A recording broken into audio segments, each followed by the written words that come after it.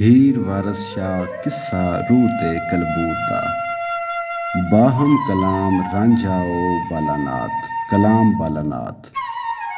ਨਾਥ ਆਖਦਾ ਜੋਗ ਦਾ ਸਬਕ ਪੈੜਾ, ਕਰਨਾ ਮਾਰ ਦੇਹੀ ਦਾ ਨਾਸ ਜੱਟਾ। ਪੰਜ ਤੱਤ ਸਾਰੇ ਵੱਖੋ ਵੱਖ ਕਰਨੇ, ਇੱਕੋ ਤੱਤ ਦਾ ਰੱਖਣਾ ਪਾਸ ਜੱਟਾ। ਜ਼ਿਕਰ ਆਲਮਾਂ ਫਾਜ਼ਲਾਂ ਸੂਫੀਆਂ ਦਾ, ਸਭੇ ਵਸਦੇ ਪਾਸ ਅਨਫਾਸ ਜੱਟਾ। ਦਿਸਣ ਰੂਹ ਤੇ ਕਲਬ ਦੇ ਰਾਜ਼ ਮਖਫੀ, ਜ਼ਾਹਿਰ ਬਾਤਨੀ ਪੰਜ ਹਵਾਸ ਜੱਟਾ।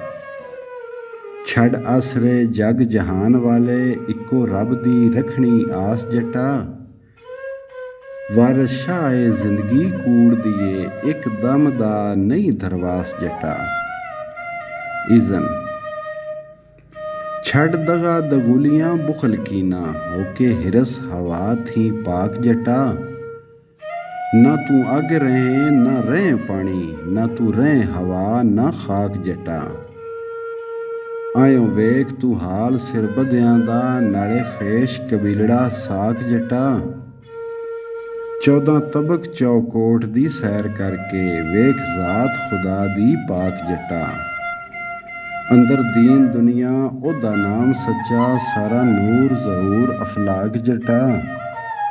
ਵਾਰਿਸ ਸ਼ਾਹ ਤਾਂ ਆਪਣਾ ਆਪ ਜਾਪੇ, ਜਦੋਂ ਕਰੇ ਸਰੀਰ ਹਲਾਕ ਜੱਟਾ।